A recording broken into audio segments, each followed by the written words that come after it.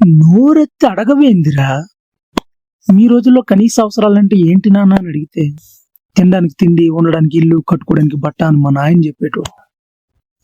కల్తీ లేని తిండి, అందుబాటులో వైద్యం, పిల్లలకి నాణ్యమైన చదువు, ఈ రోజుకి ఇవి కదరా కనీస అవసరాలు. నడి బజార్లో విద్య వ్యాపారం చేస్తుంది, బహిరంగంగా వైద్యం దోపిడీ చేస్తుంది. ఈ రంగులు తొడిగిన రాజకీయ నాయకులకి నిజంగా తెలియదంటావా? మరి నువ్వెందుకురా కట్టుబనిస కట్టప్పలా కులాల కుమ్ములాట్లోనూ మతాల మైకుల్లోనూ మునిగిపోయి కనీస అవసరాల గురించి అడగకుండా మీ నాయకుడు మా నాయకుడు అని చంకలు గుద్దుకునేంత స్థాయికి దిగజారిపోతున్నావు? పార్టీలు, జెండాలు, తిరుపతి లడ్డూలో కొవ్వును చూడగలిగిన నాణ్యమైన తిండి అందటం లేదని కనిపించటం లేదంటావా?